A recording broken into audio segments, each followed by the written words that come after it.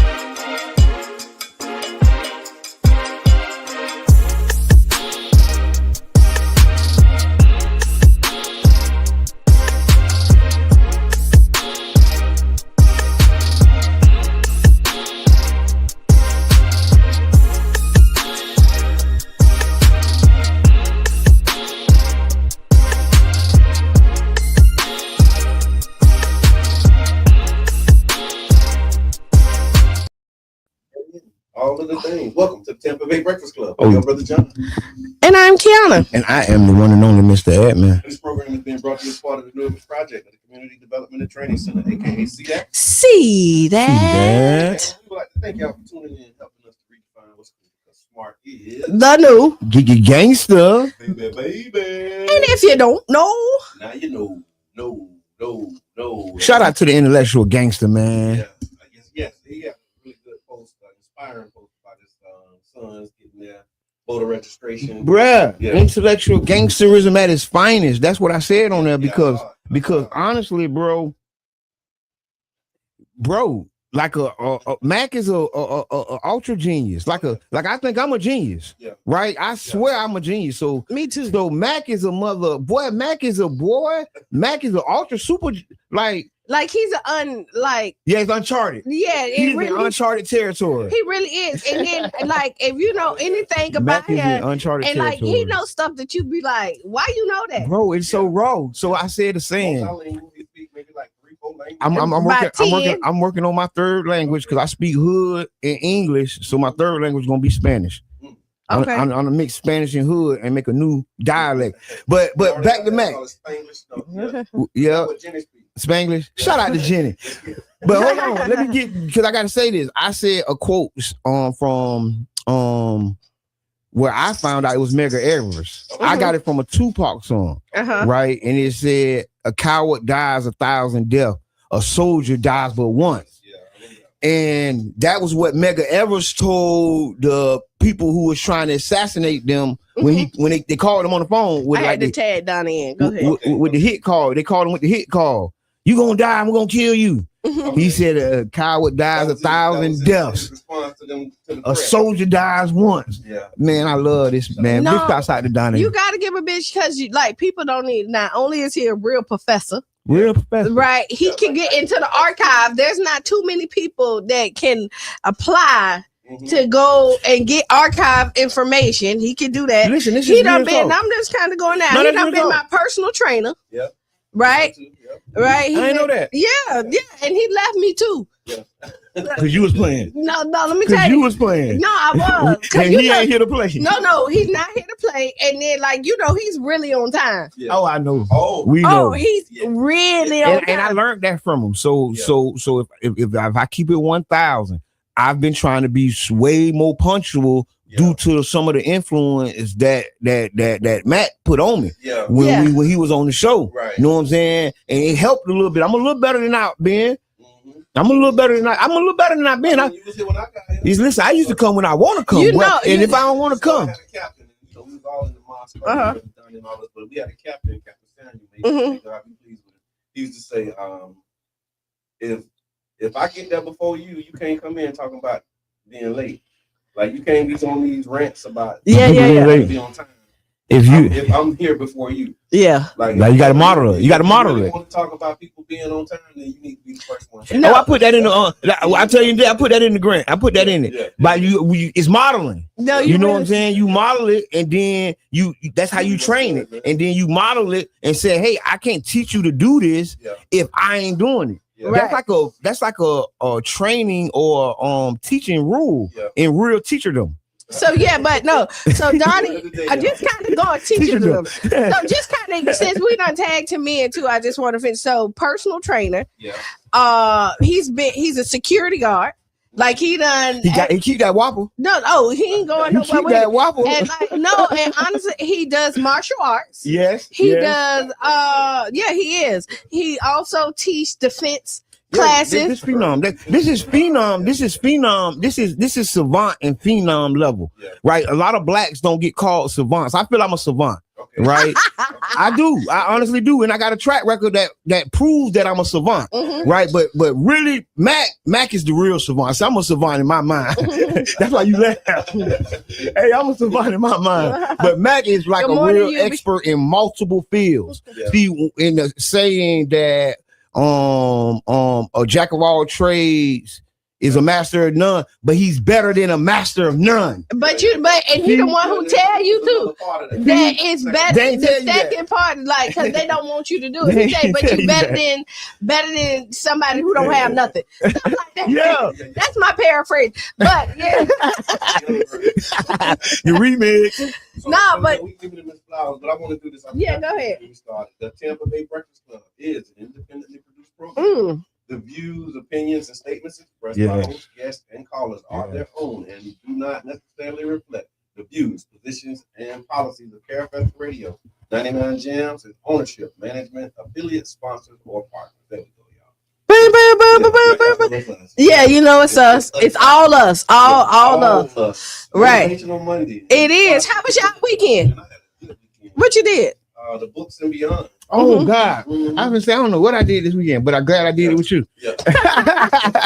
Series Restore and Explore with Antonio Brown, Competitive Readers Coalition, One Community Grocery Co-op, MAR. I forget what the acronym for MAR is, but like that trifecta has been really putting together a series of events, and they've been good. And the Qiana corner. Yeah. And so let me stay there for because it was JWB.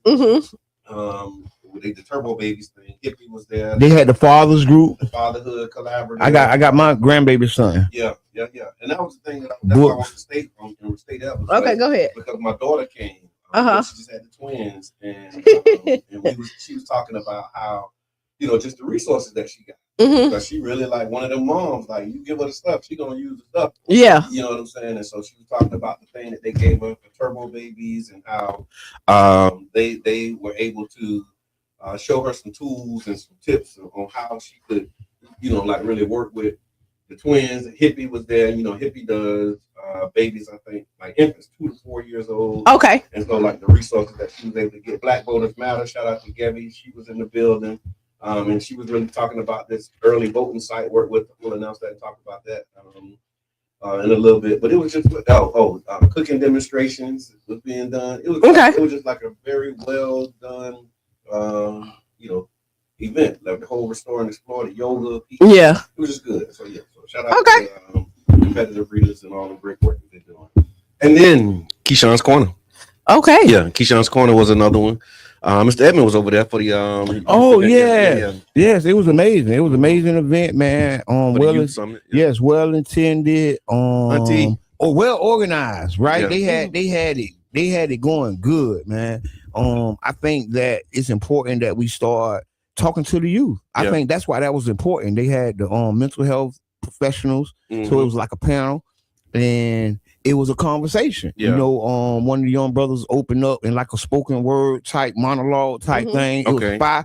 You know what I'm saying? And I love to see the ambition they got, their goals and their dreams. One of them wanted to be like a trader and wanted to just chill back. He was like, he said, I'm an introvert, so I kind of want to just be on the market. Yeah. You know what I'm saying? I like, okay, bro, I see your vision. Letting your character work for you. Right. This works for me. Yeah. And thinking about it that way. I don't want to be in nobody's face. Yeah. But I want to make my money. Good morning, Pete. That's kind of the vibe I got. I want to make my money. But that was amazing. And there's ways to do that. Yeah, but it's amazing. The mental health experts being on hand. Yeah. Right. Yeah. I love how they had it set up, you can ask questions anonymously. This was a well thought out, well put together event, right? For families, generational. Right, because you had the grandmas and the grandchildren and the older kids, the 20-year-olds, the 19-year-olds. Know what I'm saying? Right. The little homies was pulling up. Yeah. I seen the little homies out there. Hey man, what's going on there? Let me show you then. Yeah, come on. Let me show you. And they opened them up with love. They know what I'm saying? It wasn't like, oh, you had to be on the reservation. We only got where your name at. I don't see your name. Yeah, it wasn't that vibe. It wasn't that vibe. It was an open door like policy, and I love that. That was my type of groove. That's what's up, man. And the next event is June. I think the 6/13 event. So 6/13. I forget which weekend, but we'll announce it and see if we can get Keisha to come in and talk about it before. Talk about it. You know, Keisha don't really like to come in. Yeah, she like epitome. She would, but she don't like to, but she would. Yeah, she will, but she one of them people that really, you know, how, like sometimes you ask people, they be like, I don't want to come, but I'm here because they really want to. She really don't be wanting to come. She really don't want to be coming in. But no, but she will come in. Come on in. Now, all right. So I missed all of that this weekend. Right? I did. Last thing too, why you before we start talking about what you missed, you also missed it was over 1,000 people who came to the Taste of the New Year at Saturday Shops. It was a large turnout. I was there. Great flow. So it was you and 999 other people. That's what's up. So it was big, really great turnout, great event. So shout out to Saturday Shops, Fusion 49th, and that amazing partnership that they have going. And we just want to thank people for their continued support. So we're not going to do the event in February because it's Valentine's Day. So you got Valentine's Day, you got Collard Green Festival, you got Shopapalooza or something like that. So it's just a lot of things happening. Local Topia or something. Localtopia, that's what it's called downtown. So we're gonna not do Saturday Shop. It's gonna be a crazy event cycle because I think all that's on the same day. So. It is. But we'll be back in March though. So the second Saturday in March. And I like that decision, right? I'm not 100% in agreement, right? I would have had something to say. That's why I'm glad I ain't nowhere now. No, I did, but we considered the vendor. Yeah, of course. See, but then it's like when you start talking about the vendors and the opportunities, you know what I mean? Like the bigger picture, because like you got them go make their money, so because it's too. Yeah, it's a big thing. Come on, man. And their legacy events, they've been doing these things for decades, where they got tens of thousands. That don't let that be a reason. That's how young startups grow. Yeah, that's how young startups, because the people who go to those events love those events, but then there's people that stay home because they rather something a little more boutique. And then there's some other behind the scenes things that we're working on too that we wanted to like take this opportunity to be able to. Everything and all the time. No, it's some other considerations that I'm highlighting, the public facing considerations, but then there's some stuff behind the scenes that we wanted to do as well. I did send some people out to the Rico, market. was good, man. To the Saturday market. Okay. And they really liked that. I liked it. It was good. I wish I could have came, but on Saturday I made that my self-care day. Okay, that's right. You did say you was gonna do that. Yeah, you did. You said that too. So I went to the stretch lab, y'all. Okay. You told me. Right. Oh, okay. I got stretch. See, you could have came to the thing. They was doing it. They was doing massages at the bar. Talk about it. Okay. That's how we went to talk Yeah, about we it. did. But Stretch lab. I went to and then I had a massage set up too. Yeah. Okay. I said I was there for 10 minutes. She said 10 minutes. I'm going for an hour. And I said, No, but that was excuse fine. me. Like, you know what I mean? Yeah. Like, if I didn't have it set up, I probably went. But I went out there, did that. Only thing I didn't make it to was the beach. Okay. Well, that was kind of The water significant. cold. Don't That worry was about it. really You gonna cold. have to go Yeah, have to go to a warm Good morning, pool. Donnie. You got to listen to the beginning What's because we good? like, really shouted you out. Superman. Like, we was giving you your flowers, Hey, man. but, We appreciate you, brother. You Donnie. can't go to the ocean Professor right Mac. now because the ocean temperatures are cold. You have to wait till they warm up. You can go get a little shock therapy, but you can't be like in that water. You got to go to like No, the you warm. can't. Like, you can go jump in and jump Yeah, out. the shock. That's Like, the shock. it Yeah. is, Turn like, yourself Go do it. up. Go do it and tell me how. I'm recording. I seen that. I seen people doing that for the New Year. Put some money on the table. Yeah. Put some You do money. it? The money on the table. I go out there with you. Who paying? Who Who paying us to go get in the cold? Who paying us to go get in the cold water, man? We trying to raise. We need 2 more barrels. That's right. Y'all pay for the last 2 barrels. The Tampa Bay Breakfast Oh, Club will go no. jump in the cold water. That's all Okay, it takes no, is 2 no, barrels. no. 2 barrels. No, I'm good with the 2 barrels. That's all it takes is 2 But barrels. somebody I'm else- trying to run it all the way up. No. But somebody, I'm glad that all he did was commit us to jumping in the water. Okay, yes, Lord. Because he would have committed us. Us to jumping out of plane in the water No, in he would have committed a us. submarine. No, he would have committed us to doing another 2 barrels. Mhm, No. mhm, mhm. On top of that, no. But we want to say thank you to everybody who has contributed and who Man, have the barrels are donated. stacked up. We still need a few more barrels. This is real, dog. I love to see organizations start with a plan and a goal, Yeah. and watch it go through. Right. Right. Not because I'm a part of it, not because I be on the radio, but because this is inspiring as a community advocate, as a person who do this type of stuff, Right. to see the plan, to read the plan, and then to see these barrels stacked up to the ceiling, to Mhm. see the medicine, to see the food, to see the clothes. Thank y'all so much. We have one more real push to do. Yeah. We got 2 more barrels Because barrels went out. They went out this weekend. and more barrels going. Yeah. We still got some more to go out. Oh, and the last thing I did this weekend, I went to Van Gogh art exhibit. Oh, what? Okay. What you liked it? Yeah, I did. Okay. Like I did Where? in Tampa. Okay. They Gotcha. say Van Gogh was black. No, No, that he was wasn't. Mozart. I mean- That was Shakespeare. That was one of Mozart and Shakespeare. I mean, No. I have no doubt. See, I mean, I just see it, Yeah. the pictures that they showed. he was a white dude. No, he was really white. okay. Okay, all right. He got blonde hair We all right with there. blue We all eyes. right with that. I But mean, they gave us a picture of Shakespeare. Jesus, though, that was not him. Ooh. I'm just saying. Shakespeare and My sister. Shakespeare. I'm not getting into this. Mozart and Okay. Shakespeare. You're not getting into it. Not So, with so that. the Van Gogh So I exhibit. went and actually because it was so it's like a interactive like art show like Mhm. museum when you do it I didn't know like that. the 3D of it. We went through the flowers, the garden of sunflowers, which was amazing. Okay. And then they ended like what you sit there and like all his art and it's like you're under the stars and it's like going, you see it, they tell his story. It was really good. I Nice. took my clients, so we went and did that yesterday. That was Okay. big. I like that. Yeah. Want to give a shout out to Crunk Coco. Oh yeah, we got Yeah. Crunkies. Congratulations, Crunk Coco. Tell us what happened with Crunk Coco. The Oh. Crunkies. Crunk Coco. Somebody tag Crunk Coco right now. Okay, I'm sick and tired of this. Oh, so what happened is Crunk Coco went up to Zeus and auditioned to be on the next Bad Boys Club And or Zeus is a network, right? yeah, Zeus, the Zeus Okay, Network. okay, gotcha. Because Yeah. Yeah, keep on. because he done threw me off. No, I just said it. I just wanted to say it. Yeah. I didn't ask you what is Zeus. I just said Zeus is a network.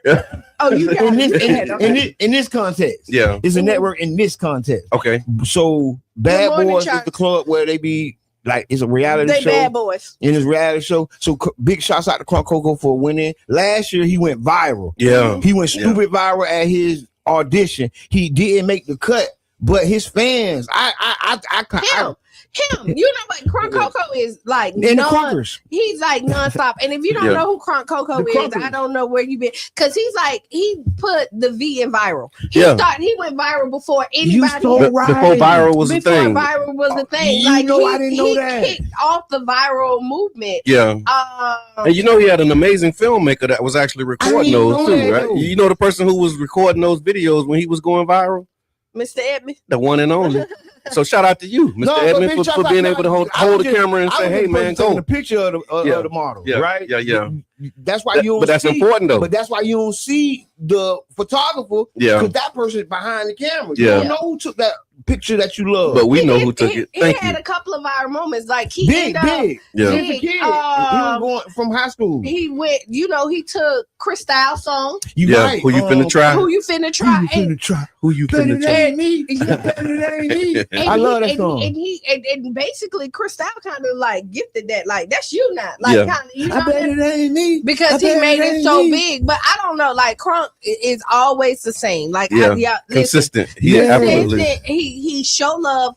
Now one thing he does love is 727. Yeah. Right, all the back giveaways, the way your helmet. That's where I was going to go with that. Like in addition to like all of the stuff that he's doing professionally for his career, he's giving away backpacks. So we did the 3rd annual Crunk Coco backpack giveaway in Child's Park, and just his community engagement, and that's what another part of what makes his success so exciting because you know where his heart is. Like when you talk to him, like he really want to do it so that he can help people. You know what I mean? And so shout out to Crunk Coco. Because he moved from here, but he still. But he left to go chase his dream. He went, but his heart is still here. So I'm gonna tell y'all, like I don't watch Zeus Network. Yeah, big shouts out to Mo. Mo show live. Yeah. So I'm gonna tell you, I don't watch Zeus at all. Like I don't watch Bad Girls, Bad Boys, none of that. I watched it. I watched some of it, and I will honestly say.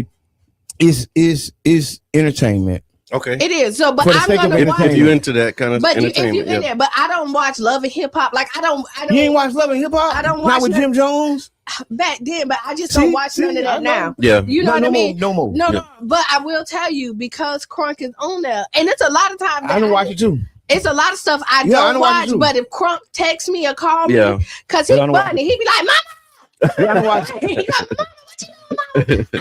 And I'm like, I got you, Cole. Yeah, no, that's right. He's gonna make the show. Listen, I think this is gonna be on Crunk Coco launching pad into success. Yeah, and not saying he has not already been successful. Yeah, he's been super successful, but even to the mainstream. That Super Bass video got billions of views.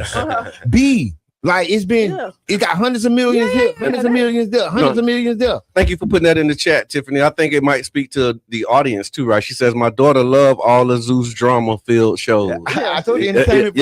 Because I know my daughter, she watch it too. Like she is a Zeus fan, and they keep up with Baddies and all of the different ones. I don't watch none of that. I watched the episode of Baddies. Check it out, and then we gonna go right. This is tough, dog. I don't even know if I want to say it on the air. I hold it and then I say it off the air, and then if I say it when we come back, it was approved. If we don't bring it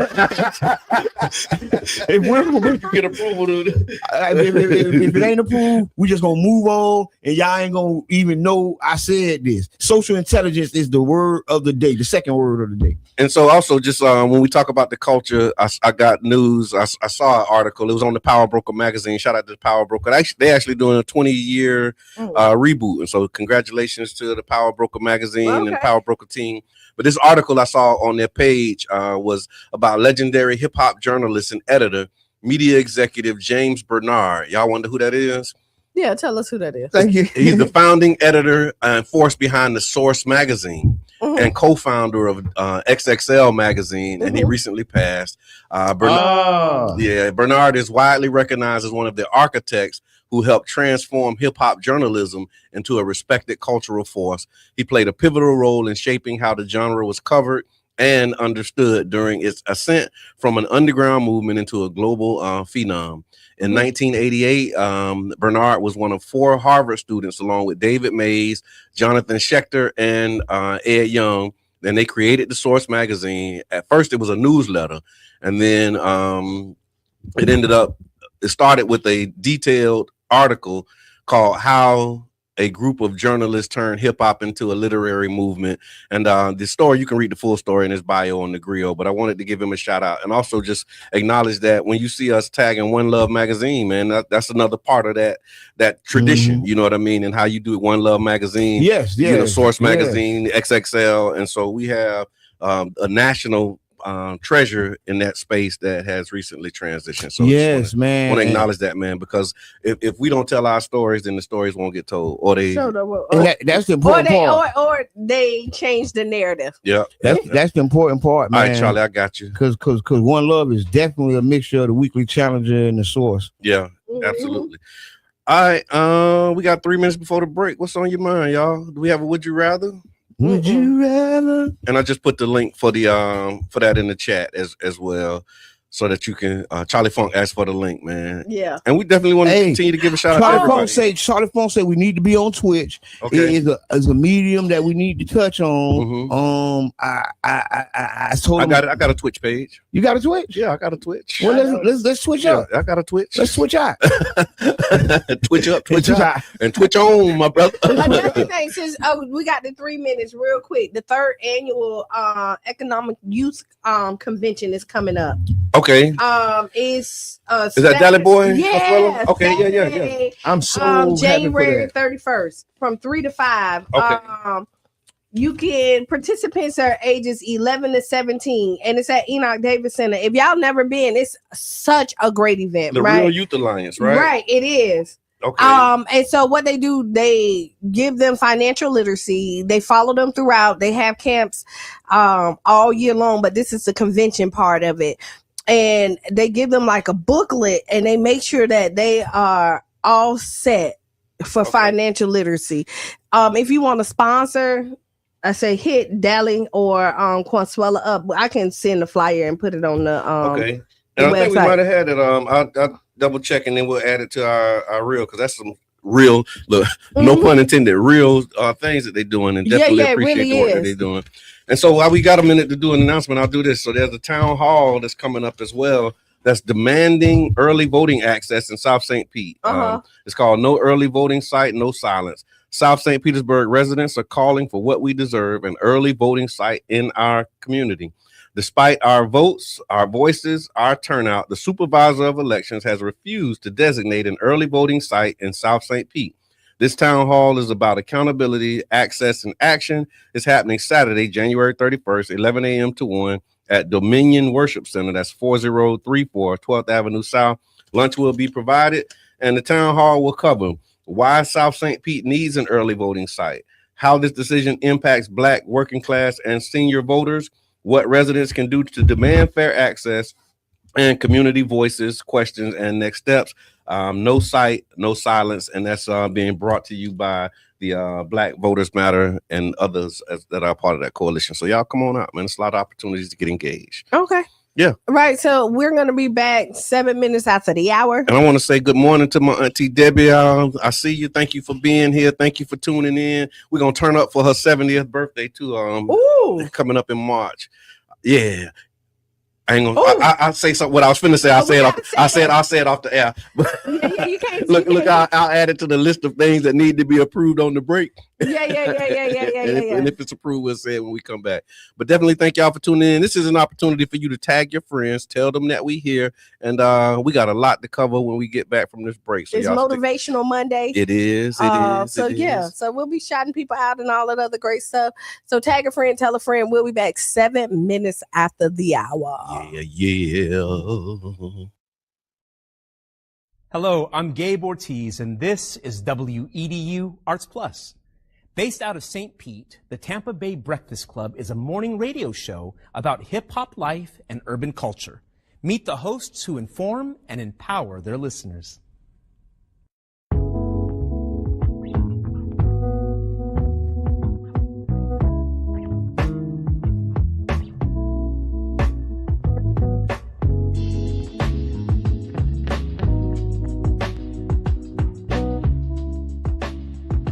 I'm Jabbar Edmond. I go by Mr. Edmond.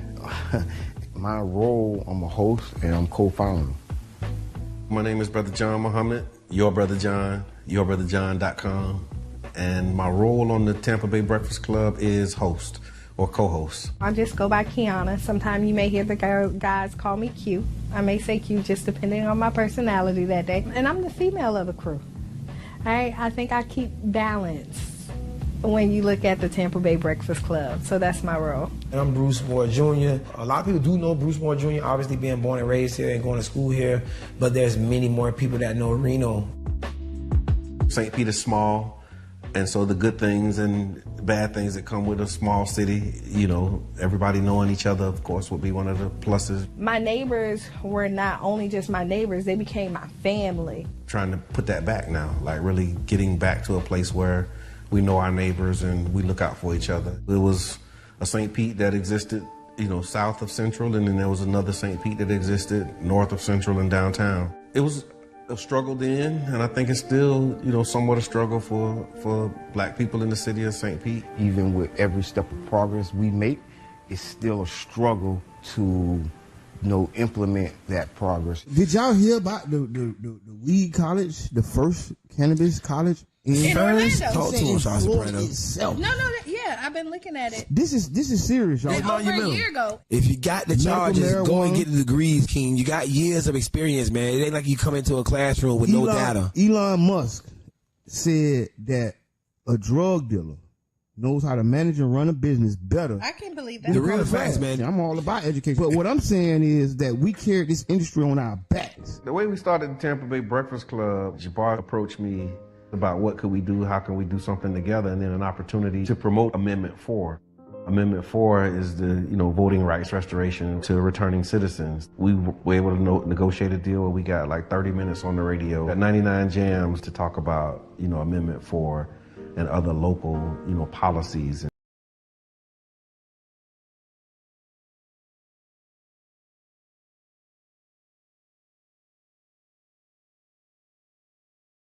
Hard where it hurts.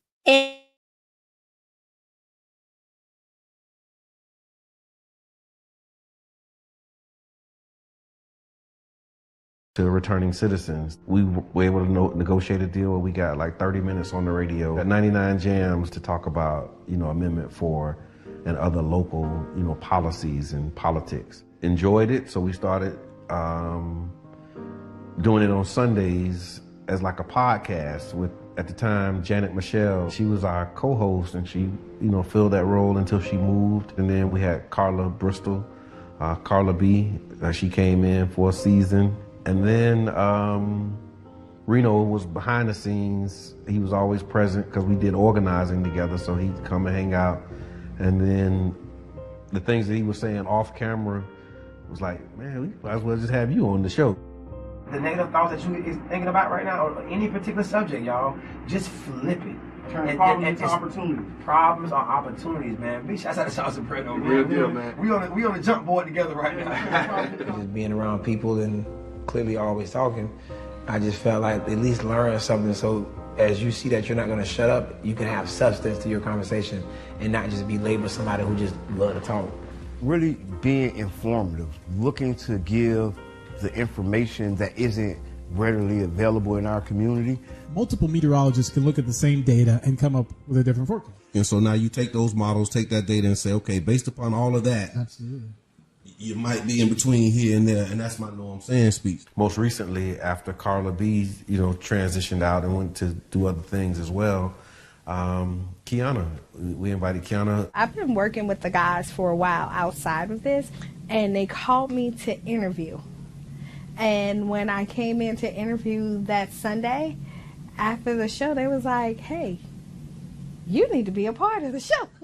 And I was like, okay. I look at it almost like a band and the instruments, but it's just the instrument that we're using is our voices. My voice is already kind of squeaky. I know my voice can get squeakier. You have to have your radio voice on and have that vocal control. I talk lower when I need to calm it down. And when I'm very passionate about it, I slow it down And because I want you to understand what I'm saying. What's good for the geese is good for the gander. So if you keep it secrets, just know that she can too. Okay, and see that's why Qiana, that's why you need it on the Tampa Bay Breakfast Club. You feel? So you gonna even things out. You know what I'm saying? I was just joking. You know what I'm saying? We just understand power, you know, and in terms of people's attention, you know, because it costs. People's attention costs. That's why it's called pay attention. We want to present local information right up there with,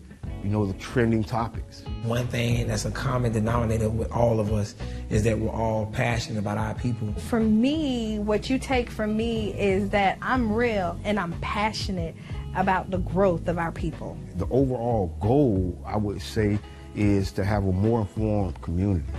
Around electoral politics, around health, around equity. It's about the mission of connecting the dots and closing the gaps, inspiring people to see what's possible, you know, and trying to be an example. You know, I don't know if that's a good thing or a bad thing sometimes, but you know, you do the best that you can with what you have, and you pray that others will be inspired to join in. For more info, visit cdatcenter.org/Tampa Bay Breakfast Club.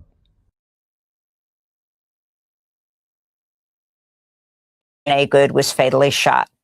What appears to be cell phone footage, according to NIC. You know, hit it.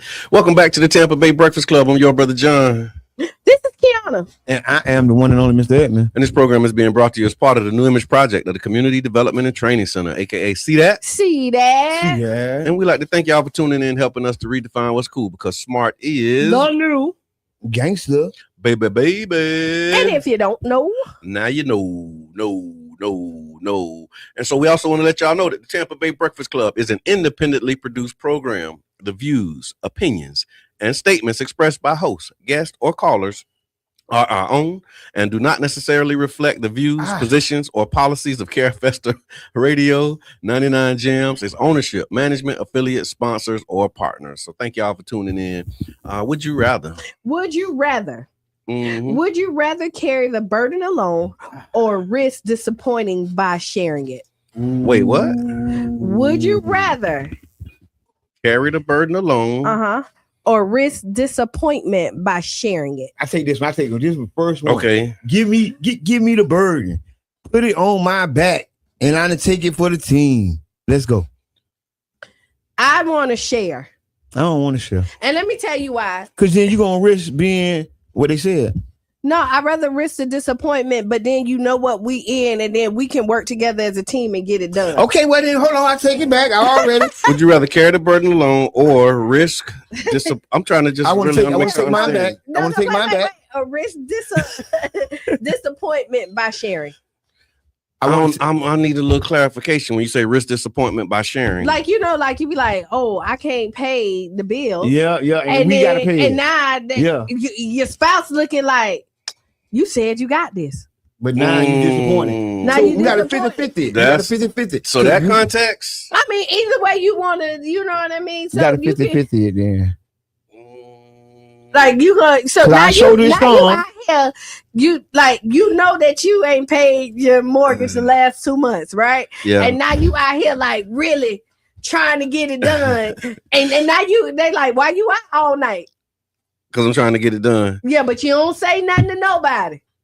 I mean, yeah, in that context, I think you gotta risk the disappointment, because that's just a reality. So look, sharing that you can't look, just the fact that you sharing might be disappointing. That's the whole point. Sharing is king. Just sharing, saying, you know what?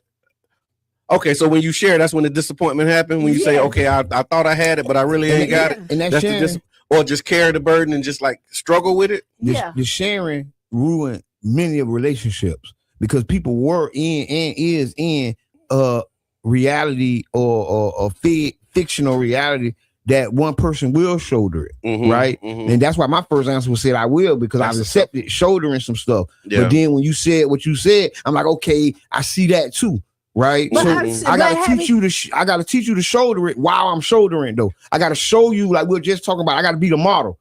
I gotta show you how to be strong enough to shoulder this burden, and then also I gotta teach you to do it too. So when it's your turn to shoulder, you'll do it. What's the job? What's the point of partnership if you're not going to use it? Yeah. Like if you have a partner, what's the use of a partnership if you're not going to use it? And then a lot of times we carry burdens that like we really should be sharing this together. And like if you have a partner, you don't allow them to do their part because you want to carry all of the burden. But we do that sometimes. We take struggles from people all the time. Yeah. We make sure, you know, certain things happen for our people. Like we take that, we shoulder that burden for them. And sometimes that's what I'm thinking as a man, that's sometimes like, that's what I gotta do. You feel me? And then when I can't, because I'm like conflicted too. Like, and this is a man. I'm really conflicted on this one. I'm really conflicted on this one. This is really a man thing. I want to know what the audience says. Yeah. They say sharing. Women, is it women? Okay, we say share. Okay, who else? We need some more. You say may as well share up front. Either way is disappointment. See, you be enlightened. Yeah. So his vote don't count. Yeah, he got to be enlightened, boy. You know, he can't be enlightened, but you got to put him with the enlightened people. D say share. Communication is critical. Too, so Communication the two enlightened votes. We need somebody. We need more people. There you go. What if you carry the burden without disappointment? Ooh. Yeah. Cause that's my conflict. It's like if you got it, you got it. But if you don't need to share it if you got it. Like then if you don't, then you gotta speak up and say it. Yeah. That's when the social intelligence, emotional intelligence. But so let's say this. This is what I'm gonna say. I get it. Like you be like, because sometimes you just carry the burden. Sometimes you carry burdens. You be like, I ain't even gonna say nothing. I really got this. Yeah. Most times, especially a black man. That's how we rocking and rolling. But I will tell you, I done been in situations where like you're carrying the burden, and then last minute, like you need me to play a part. Okay. Right, and I'm like. If it's last minute, you should come through. No, but I got what you mean? No, listen. What you mean? Hold on. What you mean? So we talking about would you rather. Today's would you rather question is would you rather carry the burden alone or risk disappointment by sharing? Caller. Yes, and caller, you got 90 seconds. Okay, here's what you have to do. Partnerships have terms and conditions. And so you have to set the boundaries of the partnership before you enter the partnership. If it goes sideways, you have to have a resolution. And so when you go in to these partnerships, you have to say, hey, I'm going to take the burden, or I'm not going to take the burden, or you better figure something out if your first plan doesn't work, because I'm not going to carry the load. I carry the load in my marriage, and well, anyway. Have a great day. Thank you. Thank you for calling, Coach D. We appreciate that. Hey, listen, that's important. That's important. No, it is. But like, there's things is like, okay, you need me last minute to kind of step in, and I don't mind stepping in. But then I also have my other stuff set up. Yeah. So like, if you need me to come in right now, and I already have it, if I've been carrying the load, and then I come to you last minute, be ready. I can't. That's what they call a pinch hitter in baseball. Yeah. This guy sits the bench until it's time to bring a home run in. And I think that's an important part of the partnership. It's like, look, I'm gonna carry this load. But when I need you to pull up. And what I'm relieving you of, the burden that I'm relieving you of, you use that time and space to build up the capacity to be able to bail me out if I need a bail. That's what I'm talking about. Listen, man. Like, look. What I'm saying, if I'm prepared and know that it's a possibility that I might have to bail you out, then I'm ready. That's the conversation we having up front. No, right. The conversation up front is I'm gonna hold it. But if I ever need a bailout, I want you to be ready. That's why I'm holding it. Because why would both of us just hold this thing and it's a burden when we don't have to? One of us, I can hold it. But if I ever need you to pinch hit, as Mr. Edmond say. Yeah, I need to call you in to hit this home run for us. You're my home run hitter. Yeah. You feel me? And so look, let me say this. You're right. I'm right. All the way until you're wrong. No, but I'm going to tell you what, and I get where you're coming from. Okay, right? okay. Let's say today. Mm-hmm.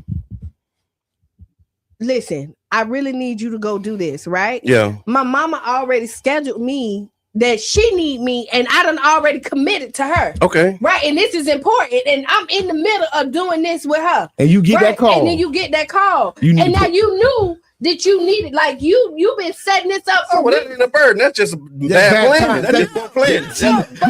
I got a different. Yeah, I got a different. But what I'm saying is, but you really need me right now. Okay. Like you need me to. Like I need you to be here right now, and I'm like. You knew that this was going down 2 weeks ago. But you got to think about aborting the mission. You got to think about aborting the mission. I'm telling you, you got to think about it. My mama got to go to the hospital today. Well, you know what I mean? So that overrides everything. That's a significant override. What happened is, if you would have told me when you started planning, like, hey, this is going down. You wouldn't have planned it like you planned. I would have planned accordingly. Like, hey, maybe Corey need to take her and I'll pick her up. But now I'm committed. I can't leave my mama hanging, and I don't want to leave you hanging. So but you're in a tight situation. So what I'm saying is, if you communicate early what's going on, then I can plan. But that's kind of different. That's kind of different. Think that's a different situation. Because we're talking about different things. Because you're right. That's why I say you're right all the way till you wrong. And I meant that. You right all the way up until that line you cross. No, that's good though. You right though, because I agree with that 10%. I mean 100%. Yeah. Or let's say money. Yeah. Okay. Let's say it's a bill that's due, right? Right. If you tell me, hey, I might be tight this month. Yeah. Then all right. Then maybe I won't spend. You know what I mean? So say I'm paying all the bills. Yeah. Right. And it's just this month. Now, not no emergency or I didn't plan right, but this month you need to cover it. Yeah. And I done did 30 months. I done did 30 months of it. If you tell me ahead of time. No, last minute. Last minute. Not even ahead of time. I gave the money to Cheyenne. Somebody else. Now we got to call to your financial responsibility then. Because if I've been paying it for 30 months, you should have a month in you, baby, at all times. And that's why that's the type of balance we need. No. But if I pay for 30 months, but you're assuming. No, I'm assuming if you ain't got it, you ain't got it. You're assuming that I should. But right, but just like you're assuming that I should pay it. Right. Just like you assuming I should pay it, I should assume you should have us covered on the emergency assets. I'm not assuming you said that you were paying it. It's not an assumption. So if you ain't got the money to pay it, that means you assumed I was paying it. So that's communication is key. Yeah. That's the infinity. Yeah. That's the infinity. And so the other again, I'll say this, and I'm really repeating myself. That's why I said the communication happens up front. Yeah. Like when I accept the burden, he said it. We having a conversation about this burden I'm accepting, and by me holding this burden, that's the opportunity for you to operate with the freedom of not being burdened, but knowing like it may be a time when I do need you to like. And I'm okay with that. Yeah. I'm okay with that. So with that, I hold it. I hold the burden. But if I ever need you, I'm sharing. I'm sharing. Up front. All right, so that was today's Would You Rather. Today's Would You Rather is brought to you by Jerish Martin for all your entertainment needs. Let's talk about this real quick. So I saw that there was a report that came out that says 5 changes in Black employment. Okay. So, and it's crazy, like, we gotta again say the views expressed, because I know sometimes like we in a space now where you don't even know if we can talk about this president because they're making laws. But so we changed it. Yeah. So since the 2024 election, since the 2024 election, the start of Donald Trump's second term, federal employment data shows that Black Americans have experienced unemployment trends that differ sharply from other groups. The first one is the Black unemployment has increased. Black workers are the only racial group whose unemployment rate has risen since the election, even joblessness that has stabilized, and even as joblessness stabilized or fell for others. So loss of management and professional jobs for Black workers. Black employees were the only group to experience net losses in managerial and professional roles, meaning fewer leadership roles and higher paying positions have been lost by Black workers. Black workers have also faced greater job disruptions. From layoffs to transitions between jobs, Black workers experience higher rates of employment instability compared with other racial groups. There's also been declines in the labor force participation. More Black workers dropped out of the labor force entirely, meaning they stopped looking for work, which can signal discouragement or lack of available opportunities. And then the last one, Black workers are most likely to be in low growth industries. Employment gains in fast growing sectors have not flowed equally to Black workers. They remain concentrated in industries with slower growth. So the headline is basically And the question that we asked, what do you think needs to change in the economy so that Black workers can share more equally in the job growth that we're seeing? What y'all think? Let's talk about Black folks and work. So I think it's coming to a reality that we got to start having our own businesses and not get back into the feedback loop of begging for jobs. We gotta be able to create and accelerate what we're doing. That's what we're doing with the Black Money Movement, because like the reality is they're gonna financially strap us. This is intentional. They've been doing it, and then now we can blame it on somebody newly elected, but we can't look and see that this has been going on for almost a millennia. Not a millennia, but a long time. A century. Yeah, this has been going on for over a century. And the reality of it is that in our community, we have to accept the task of employing our own people. We can't keep asking for handouts until we blue in the face, and then when they strangle us, now we dead. Because that's what just happened. They cut all the programs, and now people like scrambling because while the programs was there, we didn't invest properly to have some sustainability in what we're doing. So now we got to tighten up our bootstraps and make a sustainable push for ourselves. We have to have our own economic development, spend money with ourselves, start from the bottom all the way to the top. You get what I'm saying? Because if we don't, we're going to be in a worse situation. So while we got $1 trillion to spend, we need to start spending that $1 trillion+ with ourselves. Y'all have to look inside yourself and see why you don't want to spend in that Black business. Why you think about them people the way you think about them people. You got to think about that because it's coming out in the rents. The rent's coming out in the wash. What they say the word is? Yeah, we got to call a caller, introduce yourself, and again, 90 seconds. And we're talking about what do you think needs to change in the economy so Black workers can share more equally in job growth? Miss B, the job coach, has the information that you need to know. Gig economy and starting their own businesses are not part of those numbers, okay? Many Black workers went on to gig economy, ride share, DoorDash, all of that stuff. So don't worry about what many of them are doing because their numbers are not actually shown in that job because they don't have jobs. They have gig economy and their own businesses. So it's not as bleak as those numbers show. Okay, thank you for that. And I want to add to that. A lot of our businesses are in the great economy, right? They don't get counted, right? A lot of these vendors and these, people moving, having their house, and people like myself, photography, doing my thing. I'm a gray area business. Yeah. I'm not on the level of thing, right? I'm working in the gray area and I'm not counted. You get what I'm saying? And I think that's the other thing that's important to highlight. Again, we're talking about employment. We're not talking about small business growth. We're not talking about self-employment data. This is data specifically around employment, right, and underemployment. And so the conversation that we're having is about people working for other people. We're not the conversation about businesses and etc. That's another layer of data and layer of information. So thank you for sharing that, Coach D, and we appreciate you adding that contribution. But right now we're talking about those who actually are looking for work. They're not trying to start a business. They don't have a side business. And those who are in that market for a job are having difficulty. You know what's sad? And I'm all about like starting your own business, being creative.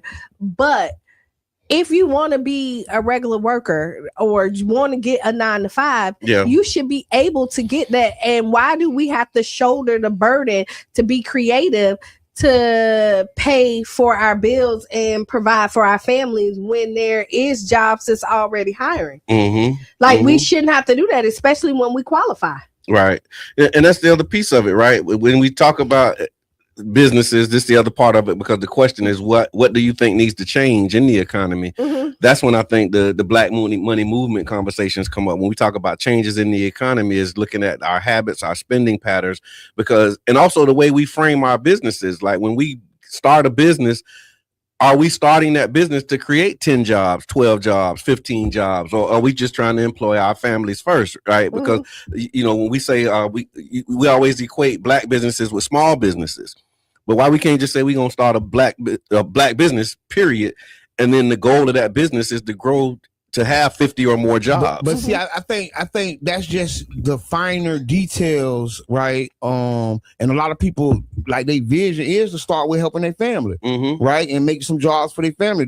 And a lot of times that's where their growth. That's the glass ceiling. It's not that they wouldn't do 50, but they don't get the grant, they don't get the CRA money, they don't get the help to add those extra employees. They don't get that acceleration that's needed. So they have a small family business. So that's one of the changes that needs to happen in the economy is the support that goes to those businesses needs to be more directed towards those who are creating jobs for others, right? Is that what I'm hearing? Because especially for black businesses, because if we don't see that, these are the lowest business on the totem pole. Right. If we have an infrastructure problem and it's the roads, we go fix the roads. Right. So if we have a problem in the black businesses, why we can't come fix and help the black businesses? Why is that taboo? Right? Because if we have a problem at the pier, we fix the pier, right? But so we have a problem in the black community and we don't fix it. We just say we can't help just the black community. All right, caller, go ahead. Let's stop creating solo businesses, solopreneurs. Let's start creating more partnerships and corporations together. We've got to work together to create those opportunities that create businesses that bring in employees. We have to do it. Yep. You can drop the mic on that hashtag Black Money Movement. Hey, Coach G, hey, for real. Hashtag Black Money Movement. Because if we don't do what Coach G just said, we're going to continue running into this problem. So go ahead. So while we're talking about that, because you said Black Money Movement, not to kind of get off of that, no, but it's you good. See at Snacks, it's changed the whole name. Okay. Right, and they're gonna do a grand opening on MLK Day. So this is our Black Money Movement update. So they explicitly targeting our dollars. See, that's that 1.6 trillion I was just talking about, right? That buying power that we so casually give to everybody and anybody that's in close proximity to us. And we have to start intentionally spending with us. We have to make some intentional steps, y'all. It's not this casual demeanor that we have is causing our community a casualty, right? Because we're so casual here and casual with our money, but when it comes to us, then we start penny pinching. So think about that in a whole cycle, not just a small cycle. Think about that in a big cycle. If everybody's doing that, if everybody's spending with everybody, but then when it comes to us, we penny pinching. Think of what that does to us economy wise. And that's the brain F that they did to us. Where this industry, these people feel that they're going to open on our Black Day to get our black dollars to circumvent unity that we are creating. Right? This is bigger than that store now. Right? This bigger than Snacks. I'm glad they changed the name. Right? Because it's bigger. This is systemic. We're trying to fight and do some systemic change. And guess what? It's going to be some pain. We're going to have to go a couple steps farther. We're going to have to go to another store. Right? And then you make sure that store respect your dollar when you in there too. That's right. To let them know that we're going to do you like we did them down the road. So you better watch your mouth. And mean it. Because we have to at least demand respect for our money at the least. And that's the other part of the conversation. What you just said just made me think about this. Like, we moved a lot. I was short. So when you go to school, you get bullied. Yes. But once you fight the bully, then you ain't got to worry about nobody else bullying you. You know what I'm saying? And that's what this is kind of the comparison for me that's coming up is like, this is a bully in the community and the others like are with that. They know they can take advantage of it. They know they can just ride with it. But then now the community we have actually took a shot and swung on the bully and knocked the bully down. And now everybody else like, why y'all fighting the bully? Why y'all fighting the bully? Why y'all doing that? Y'all need to leave them alone. Y'all need to leave them alone. Y'all ain't say that while they was hoarding our money. Y'all ain't say that while they was sending our money to Dubai, to build Dubai, right? Why we ain't got Black Wall Street? Because they built Dubai. That was our money. Let me get off the soapbox. So keep the pressure on. I know there's a countdown. It's been a countdown clock that I've been seeing. Man, it's indefinite. Okay, so while indefinite. So while we're talking about all the great stuff, also tomorrow, at Urban Drinkery, talk about it. Right, it is coffee with a cop. Right. So if you want to sit down, talk to your local police officer, get an insight, kind of tell how you feel, see how they feel, understand, just want to connect. Go to Urban Drinkery. I'm glad they're having this. I hope an area superintendent is in the building so I can have coffee with the cop. Coffee with the area superintendent. Yeah. And that's gonna be from 9 to 11. Yeah. Coffee I wonder with is a cop. this opportunity to escalate issues? It may be. I mean, you know. I mean, if a cop, he's still on the job. I hope this ain't on his coffee break.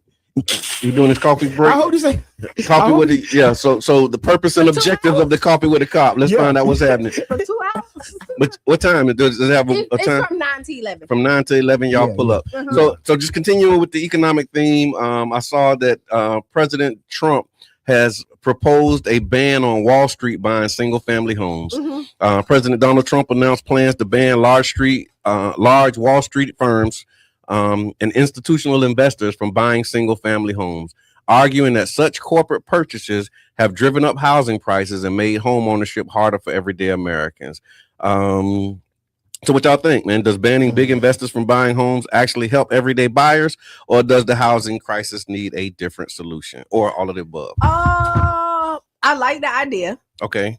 I just need to read more about it because it's always the devil is there. Yeah, because you'll be like, yes, and then behind it, you giving up everything else. Right. Like, they don't want to buy. They can't buy up in all white neighborhoods. Yeah. Like that. It'll be something like that. And they cannot buy homes everywhere except in our neighborhoods. Yeah, something like that. Right. So yeah. Now, caller, you can't call on every topic. You want to just become another host in here? Yeah. I sound like co-host. So we're talking about Wall Street. We're talking about does banning investors from buying big homes actually help everyday buyers, or does the housing crisis need a different solution? What are your thoughts? The corporate programs to buy single family houses is killing the opportunity for people to own homes because they are selecting and driving the housing prices up artificially.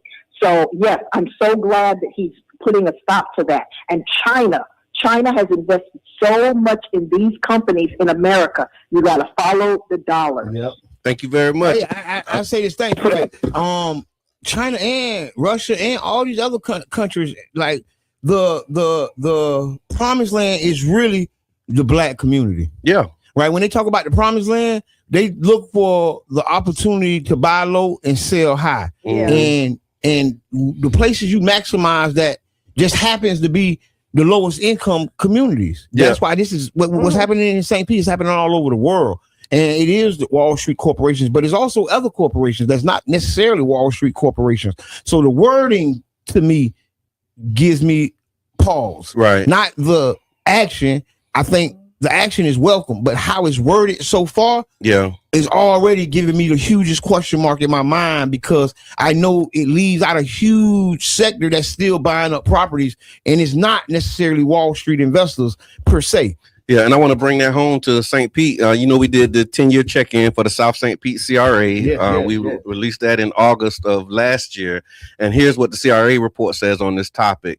In South St. Pete CRA, about 6 out of every 100 home sales went from a person to a large investment corporation. By comparison, only 2 out of 100 was like that in Pinellas County. That means that South St. Pete was hit 3 times harder than other areas based upon the housing. Who they're buying from. These companies are targeting historically black communities like Childs Park, Campbell's Park, Jordan Park, Bartlett Park, and the Deuces. And then there's places where homes have been traditionally passed down from families through generations. So how much do they own currently? About 20 companies own roughly 300 homes in South St. Pete CRA. Oh, man, that's the same 300 that they knocked down one year they were celebrating. They did. And that's 1 out of every 10 single family rentals in the area. So 1 out of every 10 single family rentals in the area are owned by a small group of corporations. And they control a large piece of the housing market in South St. Pete. I want to see that report. Because it's available. You can go to policypartners.org and download the report because it's publicly available for anybody who want to see it. What's next for the study? What's next for the report? So stay tuned. But the other part of what we was talking about too, as it relates to the impact of this, is when one owner controls all of these homes, they can set the rents. And so if you got, one corporation that owns 300 houses in an area, when they say rents is going up. And then the other landlords will follow that trend, because now you see, okay, this is what I can get. And we've seen that happen through the CRA.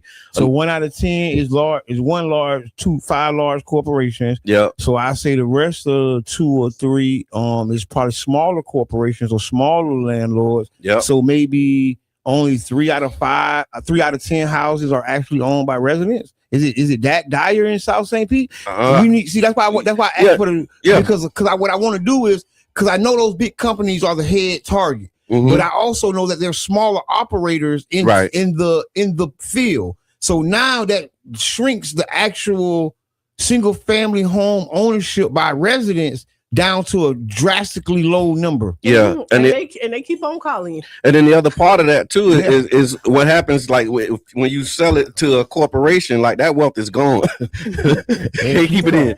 That wealth is gone, right? Like you said, these are areas where that's homes what they do to the gas plant. Yeah.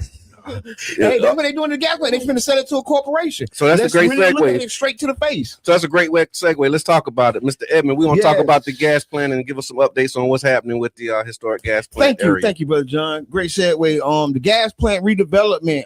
If you don't know, the official request for proposal. It's not even a request for proposal. It's not a request. It's an unsolicited bid came in October. And so with the unsolicited bid that came in, you have X amount of days to respond. They were going to do it in December, but the investors requested that they needed more time to prepare such a large proposal. And so it was pushed to relaunch in January. Okay. So it has relaunched. And in that relaunch, it is also been more investors come to the table saying this is just not enough time to do the largest development in the downtown in the United States. Right. So the investors are back asking the administration for more time. Okay. And I think it is key, because since it's not going to have a baseball stadium on it, I think this is different. I don't think this is the same request as the prior one, which asks for a stadium. Right. So I think now would be the optimal time for city council to just step in and allow the true process to be fulfilled, and not let's rush it because we've been waiting so long. The property has appreciated in value. The time we have waited has actually made the property drastically more valuable. But if we give that equity up to a large investor, that will let the large investors practically own the city. When we don't have to take that option, we can find other options like land, trust, land ownership splits, and just all the things, right? Because I think what we have is a lack of understanding of how the true value of the gas plant development is. Right. Is the opportunity and the equity, right? When they say, they want equity, but see, they're not talking about actual ownership equity. Right, they're talking about the abstract affordable housing equity that the definition changed every 3 sentences. But the true equity, when you're talking about investment, is what we just was talking about, what the corporations buying up South St. Pete are doing. Yeah. So we have an ongoing trend, and our leaders are leading us into the same trend with blinders on, and nobody's saying nothing. And then people like me say something, y'all talk about me like a dog and say I'm crazy, but my facts pan out. Yeah. The truth pans out. No matter how I say it pans out. And I'm telling you, we're doing the gas plant like a crack house deal. Like a crack house auction. The same way the city does these crack house deals. That's why the 300 houses that was bought is the same 300 that the city of St. Pete was bragging about knocking down in Charles Park, right? Because I have the ability to correlate incidents and time and put them together. That means something. Yeah. Right? That's how you really what they call it. That's how you really, I don't even know the word I'm looking for. Dang. But it was good. It was good. You did good. Hey, thank you. That boy good. I forgot the word. But it was I think one of the takeaways that gets lost when you you own your soapbox and you're talking about it is, and I think we need to really zoom in and look at this. The city of St. Pete when they came to council earlier, maybe late last year, they were saying that they were not going to issue a new request for proposal. Yes, because it was the same. Because nothing had really changed from the private, but the thing that has changed is the fact that you don't have a stadium on the that. major part of the whole anchor of the project has changed. Introduce yourself in 90 seconds. We're talking about historic gas plant. I hear y'all talking about. I just wanted to say that first of all, without jobs, we ain't gonna be able to sustain anything. Without income, we can't sustain nothing. When you said the rents is controlled by what people can pay. When corporate people buy properties, they don't buy properties for the rents. They buy properties for tax write-offs. So they don't care whether it make money or not. They'll charge a high rent, put a high rent price, but they're not doing it for that. They're doing it for tax write-offs. And then the poor people who can't have the property, their taxes go up, so they have to charge more rent. They don't have a choice because their property tax is going up, which is why you hear the big push about them saying we're going to abolish property taxes, because if y'all don't pay them, we can't sustain our cities, our neighborhoods, our communities, our schools, none of that. So now we need to find other ways to generate income, not just the community itself. The city itself needs to generate income, or it's going to have to keep raising its rate. It's going to have to keep raising the citizens' rates to eat the citizens alive. And if the citizens don't have the money to pay, they don't have to leave the city, and new people going to come. Yes, sir. That's all I want to touch on. Thank you for calling. Bro, thank you for that, because you're touching on the heart of the matter. When you have a deficit, when you're operating in a deficit, that means you don't have enough money. You're living paycheck to paycheck. When you're talking about a government or a city or a municipality, that paycheck to paycheck is our paycheck. That money they're counting on to say we're never going to go broke or we're never broke, because they raise taxes and take the money from us. There's cities in America that's operating in a surplus. That means they have extra money at the end of the year. The city of St. Pete used to operate in a surplus, right? The average person can't imagine what a budget surplus is. That's when you have more money that you can help allocate to other things. That means you've been fiscally responsible with the dollars, and they just all didn't go out to salaries. They just all didn't go out on pork spending. Right. And the problem is we're in the hole, and they're not going to tell us how deep the hole is, y'all. Caller, you on there? We're talking about the historic gas plant. What are your thoughts? First thing I want to say is St. Pete is not poor. What I mean by that is the people who have money in St. Pete are not interested in investing in St. Pete. So the people who are interested are going to have to collaborate with people who are outside investors in other cities who have models, Tyler Perry, people who already know how to get it done and can get it done expeditiously. Yeah. Thank you for that comment. And she's right, because Chicago has a model. Chicago in 2025-26 is running a budgetary surplus, and they're using that money to help educate and bring up their youth and the young adults. And it's a black mayor, right? And I thought it was, I didn't say it was odd, but I thought it was special to see a black mayor saying that he's going to do something for black kids and black communities. Yeah. When I live in a town with a black mayor and a black police chief or black fire, and the first thing they tell you is what they can't do for black people. Yeah. So the contrast is really right there in front of us. And this ain't accusatory. I ain't blaming nobody for their beliefs or how they move. But what I'm saying is we see a model of someone actually doing what we're asking to be done. And then we have people that either going to look at that model and take it on and operate in it, or they're going to look at that model and shun it. Right. And keep doing what they're doing because what they're doing is right. And they got the right answer to all the questions. And even though they ain't answering none of the questions, and they got the right answers, but they ain't answering. They ain't answering. They ain't talking to us. They responded, but they're not answering. It's like we're really under a top secret, a public top secret approach with this development. Yeah, all the intricacies that we should have known about right now, we have no idea about. It's been like a military secret what's going on with the gas plant, and when we get information, it's news spun information. Okay. Right? See? I said news spun. We get news press releases. That's not true information. That's not true data. See, I'm an analyst. I'm a data analyst. I can't analyze news reports. right? I need documentation. I need the things that a true analyst uses to come to conclusions. But I can't come to my conclusions. Why? Because they ain't giving it to me. I ain't got it. It ain't nowhere to be found. If it's on the website, send it to me. Right on. And so we can continue to have this conversation as this year and the deadline approaches. One of the questions I had, I know that they were asking to extend it. They extended it to January. Do you know if they are going to grant that extension for others to come in? I think it's still in debate. The other investors have just came out. Okay. I think that the city council needs to take leadership right now and really come out and just say, hey, we're going to do an RFP. We're not going to allocate no dollars to the mayor's plans until it's done right. And stand up, because these bodies are checks and balances. We don't need them singing Kumbaya over a multi-billion-dollar deal that crumbled in 90 days. I don't know. I'm just saying, not 90 days. Yeah.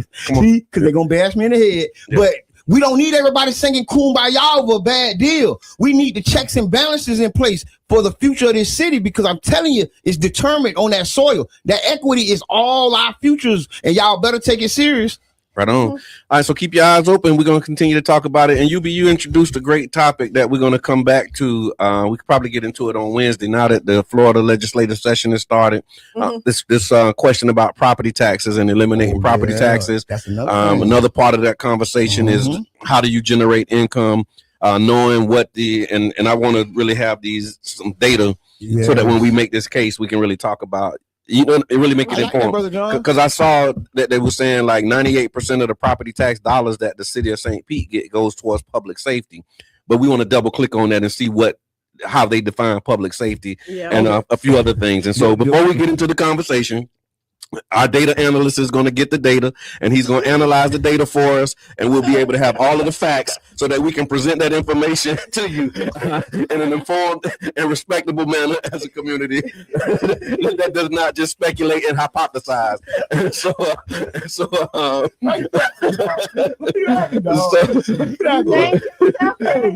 That's a new role, and I appreciate that. Thank you, because we need data analysts for real around here. Because people just be saying whatever. So let's get the data.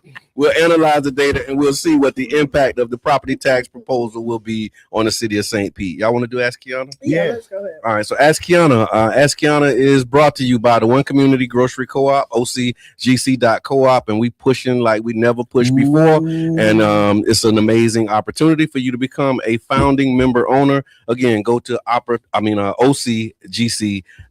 Push it to the limit. All right, dear Qiana. Is everybody else feeling like we're sleepwalking through chaos? The dollar's value is slipping. People are losing jobs left and right.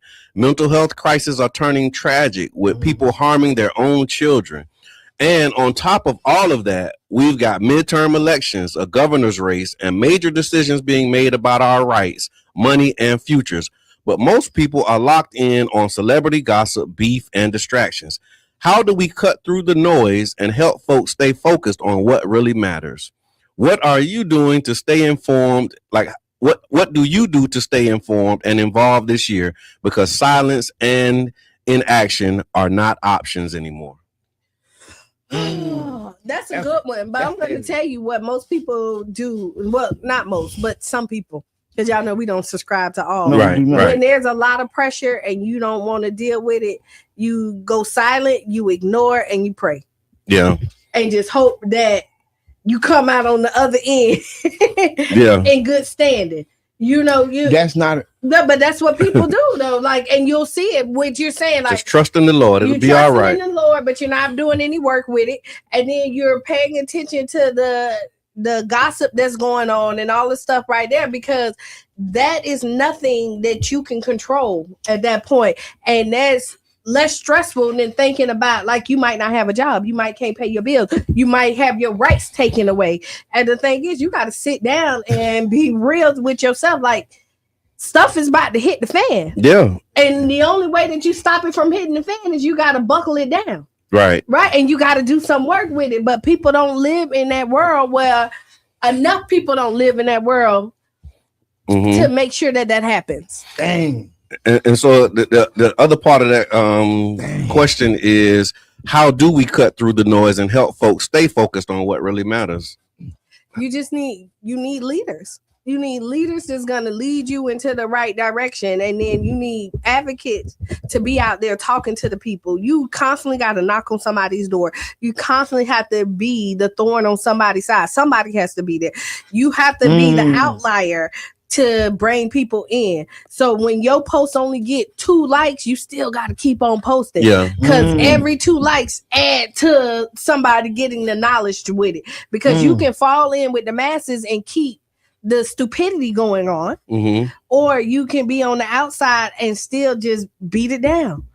It's consistency, unfortunately. I hear that. Mr. Edmond, what are your thoughts? I agree with what Q said. And then especially when you don't have necessarily a leader you can look to, you're gonna have to learn. I tell my children this all the time. Sometimes you got to learn what not to do from people. You know how we look at people to learn what to do? Right. You have to know when people not doing the right thing and look at them and be able to know, okay, I know not to do that. Right. And guess what? That basic lesson that I told my children opened them up to wisdom at a young age. Yeah. Because that's what wisdom is. Yeah. Right. Wisdom starts in discernment, right? And seeing, okay, you know what? I know I don't want to be like that. So guess what? I know what not to do. I've learned what not to do from people. Watching people stuff happen, right? Because at times when I didn't have good leadership or I didn't have that person that to guide me, what guided me is some things I knew I didn't want to do. So if I was doing the same thing as a person that I didn't want to be like, I knew I was doing the wrong thing. Right. Yeah. Right. And I still operate like that. No, that's true. And I think it's really about, I think, prioritizing, because it can be overwhelming. It very much is. And so you're right. Like, a lot of people do things to try and escape the reality of what we're dealing with, but you can't just bury your head in the sand and act like it's not happening. You know, I believe in praying, but also the second part of, you know, my mantra is do good. Right. And so you got to do the work. Yeah. You believe that, you know, it's going to be all right, but then you start doing the things that it take to make it all right. That's like philosophy, bro. I just thought about this, came to me in the moment too. Another thing that I heard is like, you pray like everything depends on God, but you work like everything depends on you. Right. You know what I'm saying? Like that. Yeah, because that's the balance to that equation. Because you could pray about it, but it's still some things that's going on. Like, you pray about it, but then you don't go out and get engaged. You pray about, you know, changing the economic condition, but you're not actively engaged and going to spend your dollars with your people. Like, it's things that you can pray about and believe in, that you know, but then the balance to that is saying, okay, now that as I'm you know, working with God and knowing that he's going to deliver on this promise, I'm going to start walking in the promise and really showing up like it's already done. And I think that'll help. That is, because when you think about it, a lot of times you pray and God gives you what you want, what you ask for, but it's not how you want it. Never really looked like how you thought it would. And so like you think that it's supposed to come all put together. And I say that it comes in a box and now you have to assemble it. Like you have to do the work. And then some people never assemble the toy. No, and then they be like, God ain't give me what I asked for. And they did, but you didn't want to do the work to get it done. Man, y'all clip it. Yeah, clip that one too. Listen, y'all. Qiana Young said she thought we was gonna be asking her, right? Got another Qiana in the chat. That's right. We are gods, and God is force and power, right? And she spelled it the same way I spelled it. Yeah. Okay, that's rare, right? Just to say that. Yeah. Look, God can't drive a parked car, and neither can you. As you be, man. Boy, listen. I love the intellectualism of our listeners and the people who tap in, man. It's just a certain type of person, right? So if you hear my voice right now, you're our type of person. Yeah. Right. Go follow our page. Go to our page and match the 3 buttons on the side and go down and invite your friends because we're growing, y'all. Be on this good ship that's growing to the top. What it is, a couple minutes left. My last minute. And I want y'all to, we're going to like land this plane, but definitely, so y'all put y'all thoughts in the comment. Thank you for the stars, Dan. Yubi says facts over feelings. Don't get overwhelmed, get organized. And then Qiana says, so right, what not to do is also very important. And so thank y'all again. Thank you for your engagement with the Ask Qiana question. You'll be able to catch the clips and we can engage at other opportunities as well. I want to say front page Tampa Bay, man. I don't too often mention other shows, man. On Sunday, Ed and the Rain and his co-host. I was listening to it this Sunday morning, right? Mhm. And it was talking about men and how men don't have friends. And I was listening to him, right? And I went and followed Ed and the Rain. I went and followed his co-host. Man, I was looking for their page. I told them, but they really touched me with that show. I think Ed wasn't even there. It was the co-host. What was the question? If I can put it as a headline for here, did they have a question that we can ask our audience? No, quick? I can't remember. Okay, do men have friends? Yeah, it's something about how they said men don't have friends. Okay. They say men have one or no friends. Okay, right, and because that's it leads to I kind of suicide. unite with that. Yeah, It leads to problems. To tell y'all that y'all can't trust and y'all got to be by yourselves, and then y'all can't be vulnerable with your friends. But I will tell you, the guys who have good friendship, you can see how they prosper. And when you sit up there and y'all keep each other, men need other men because unfortunately y'all validate each other. Okay, so brothers, do y'all have friends? Brothers, and do you need friends? Yes. Right? Yeah. Our inbox, we're gonna do a brother friends or brothers thing because listen, it made me cry on the inside. Yeah, I'm talking about I caught myself and I'm like, damn, I'm getting emotional about this. I instantly start looking for them people names. So I try to find them people to tell them people thank you. So let me tie this into something I was just watching, right? I was watching the broadcast. You know, I do bedside Baptist Sunday service. And one of the things that my minister who I'm rocking with, Dr. Abdul Alim Muhammad, he was talking about this culture of this world where we was ingrained to think that everybody ain't your friend. You know, we were told that everybody ain't your friend. But then he was equating that to like, you know, people have this idea of heaven. And then he flipped it. He was like, what if everybody was your friend? Yeah. How much different would your life be if everybody was your friend? In heaven. Because everybody is your friend. Wow, because you got a mechanic that's a friend, you got a doctor that's a friend, you got a nurse that's a friend, you got like you got friendships in all walks of life. So what if we got into a space and time where everybody is your friend? We can't even imagine that. I'm gonna say this: if y'all never watched, and it's probably like a year or 2 years old, The Forge. Remember we talked about that? Yeah. Go and watch that because it's about men circles and building this friendship that you need as men, especially black men. Listen, I've been working with some men who talking about doing some stuff. I'm putting some men together. See that center. We're gonna rehash our black male mental health and family and women mental health. 2026, y'all just rock with us. We're gonna do some special things for us all. It's gonna benefit us all. And y'all not alone. Because this stuff is real. Because it took me back to the Keyshawn's Corner event. That's right. That's why Sunday, when after Saturday Keyshawn Corner event, I then was listening to the Tampa Bay radio show, whatever. Yeah. And that's when it just hit me. I'm like, oh man, I'm so blessed. Like I got friends, I got people I got brothers I can hit up. In any situation, right? And I didn't know that was so special. And I knew it was special, but I didn't realize how special that was. It give you a different appreciation for the ability to do that. Yeah. No, that's true. Because again, that's one of the promises, man, is luxury, money, good homes, and friendships in all walks of life. You know what I mean? That's like a mantra in the Nation of Islam. One of the promises of God: luxury, money, good homes, and friendships in all walks of life. And once you got that, I mean, what else do you really need? You know what I'm saying? But then if you reverse the order, it starts with friendships. Because if you got the right friendships and you got the right relationships, you do the stuff, and then you can live in luxury. You do the stuff. You do the stuff. All right, so that's amazing, y'all. All right, be the change you want to be. See, write down those 5 things and stay tuned for Sister U. Make you lose your shoes and shout all around the house. This has been the Tampa Bay Breakfast Club. I'm your brother John. And this is Qiana. And I'm the one and only Mr. Edmond. And we out.